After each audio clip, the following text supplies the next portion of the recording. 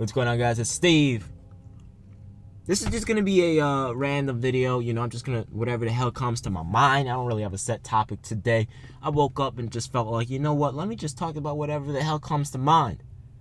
So first thing, a lot of people were telling me that that you guys should thank Michael C3 and a whole bunch of other people that were like, Steve, go check out this petition and things like that. And yeah, so the Tony brothers, I didn't even know this, but the Tony brothers, not the Tony brothers, Tony brothers, I'm stupid.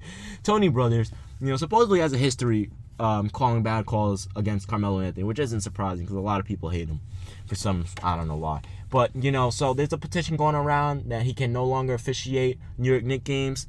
So I'm going to leave the link to the petition in the description below. Go sign it. Even if you're not a Knicks fan, at least want to be fair, because even non-Knicks fans were saying that was a BS game yesterday. You know, people are questioning the calls, and it's crazy, man. So go check out the petition. There's probably, I don't know, a few hundred there. I don't know. Last time I checked, it was like 200, and that was last night. So maybe overnight it got close to 1,000. Who knows? If it's like 800, let's see if we can push it up to 1,000. Who knows? We'll see. But anyway.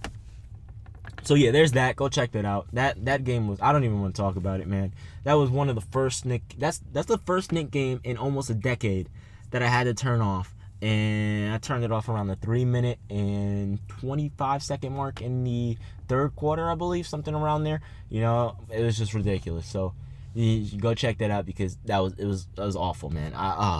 Whatever. Let's talk about Boston. I told you guys. Not all of you, but some of you that hated on me and disliked the videos, called me stupid. But I don't care about record-wise. I don't care about any of that. Just think about it from a logistical standpoint on why Boston's not a great team. They're a good team, but they're not great. Here's the reason why. They're not second seed material either. Here's the reason why. Even if they were to make second seed, let's look at it from a hypothetical standpoint. Even if they were to make second seed and go up against, let's say everyone was saying New York, Chicago, and Indiana would be lower seeds, right? Let's say they went up against any one of those three teams. Let's start off with Chicago. Who the hell is going to keep up with Jimmy Butler in terms of scoring in the playoffs? And first of all, let me not even talk about Jimmy Butler. Who the hell is going to compete with Dwyane Wade, even post-prime, out of his prime, old age, Grandpa Wade would still dominate? Did you see what he did last year in the playoffs? And do you think his team is not going to be successful now?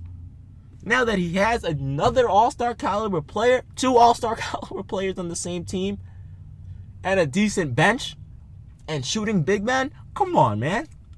Who's gonna come? Yeah, Boston, they got Jay Crowder, Marcus Smart, really physical and good defenders, but who's gonna put up the same amount of who can put up equivalent points to D Wade and Jimmy Butler? Especially D Wade in the playoffs. Let's go to Paul George. You guys know I'm not the biggest fan of Paul George, but the thing about Paul George is he always shows up in the playoffs. No matter what, he always shows up. Who the hell can put up the same amount of points as Paul George in the playoffs? I can only name a handful of players. Melo, LeBron, KD, Steph Curry, Russell Westbrook, and James freaking Harden. Those are the only players that can put up, and maybe Kawhi Leonard with after what he went through. Maybe Kawhi Leonard. But I still doubt him. You know, so come on, man. And don't even get me started on the New York Knicks. Did you see how Melo was roasting them? Exposing their quote-unquote great defenders? Come on. In a best of 7? It ain't happening, man. It ain't happening. You know, but I don't know, dude. So LeBron James, the youngest player ever to 27,000 career points. Wow. Guys, I literally remember, this is going to be crazy, but I literally remember when LeBron when he first hit 10,000 points. The youngest player to 10,000 points. I think he did it when he was either 23 or 24. I remember when he hit 10,000 points. I remember when he hit 15,000 points. I remember when he hit 20,000 points. And now that he's sitting here at 27,000, oh my freaking goodness, man. First of all, I feel old, dude, and I'm only 19. So if you guys grew up watching LeBron like I did, you guys probably feel the same way. I feel old, man. It's crazy. You know, growing up, I remember when LeBron was like 24 years old. You know what I mean? The dude is almost 32 now. It's crazy. I can't believe this, man. This is crazy. I don't know, dude. That's just this life. You know what I mean? Like, just think about it. You know, 5 years from now, the league's gonna be totally different. It's crazy, dude. It's honestly, it's crazy. Karl Anthony Towns, great young player. I don't know if he's going to exceed what he did last season, you know, but he's a great player, great future. You know, him and Porzingis have a great future. Now, I don't think that Porzingis can be, you know, unless he, you know, gets stronger. Here's the thing with Porzingis. I love the dude to death. You know, he plays on my team. I love him. He needs to get stronger. He needs to play better defense. He needs to learn not to foul a lot. He needs to learn when to foul and when not to foul, you know, and because he's like DeMarcus Cousins. Like DeMarcus Cousins, he needs to learn when to get teed up and when not to. We really shouldn't never, but especially not when the game's close and there's like 2 minutes left, you know. You know, he gets some silly fouls. He needs to be more consistent in creating his shot and more consistent in total, and he needs to start getting more aggressive.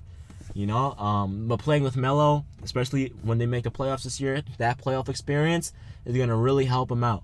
You know, it's really going to help him out. Chris Paul's having a really good season. You know, typical Paul. I think he's averaging I think it's 18, 4, and 9, something like that. Typical Chris Paul numbers. You know, consistent throughout his career. That's just what he does. You know, it's crazy.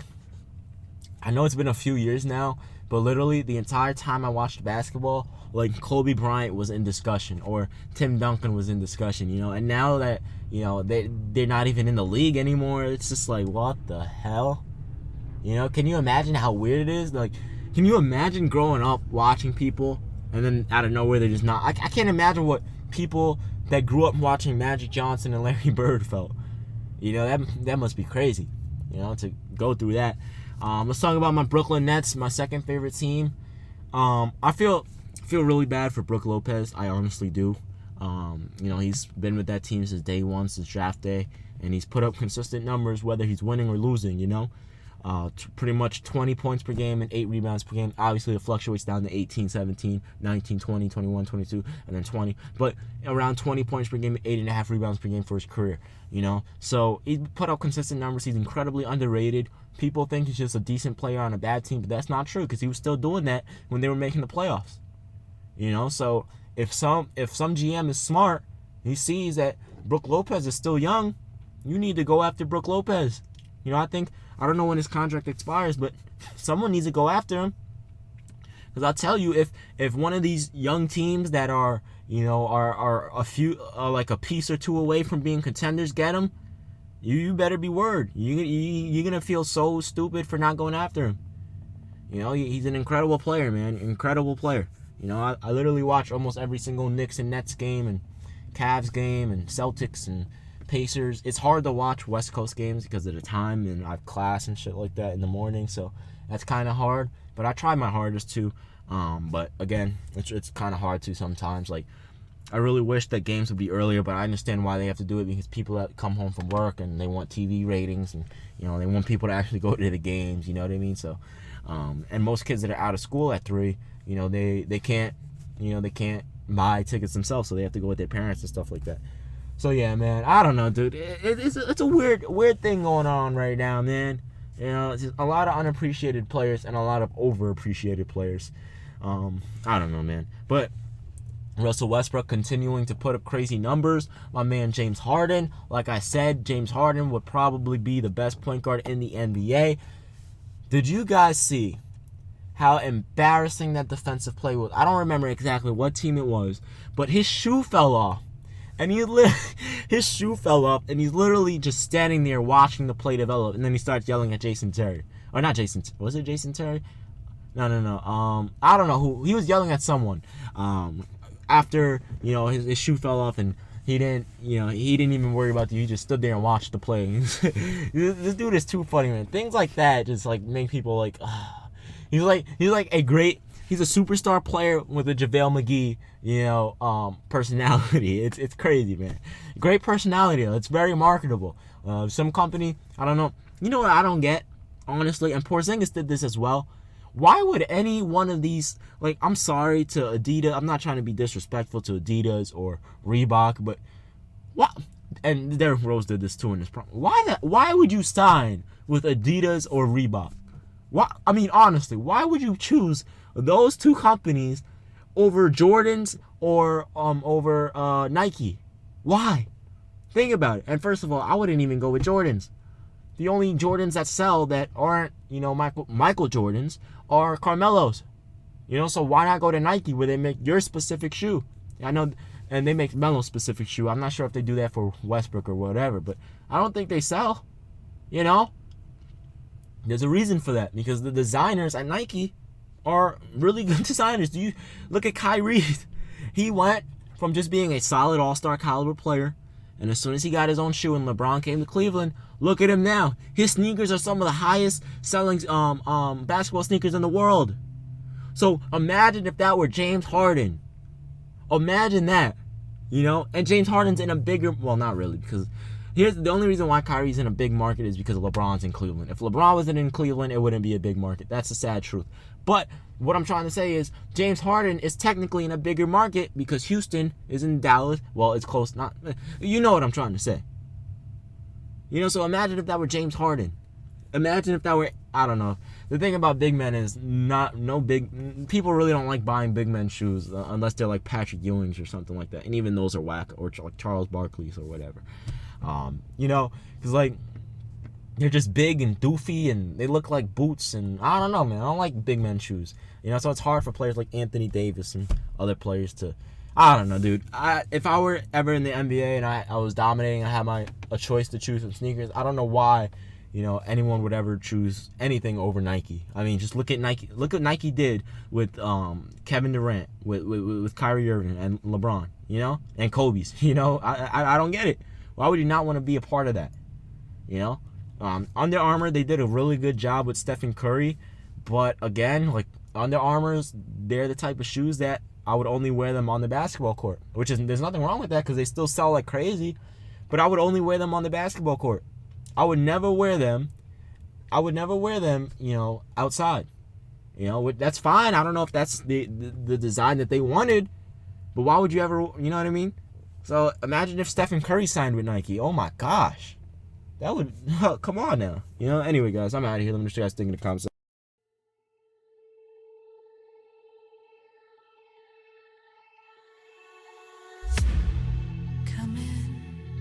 Come in, I could seat you by the fire.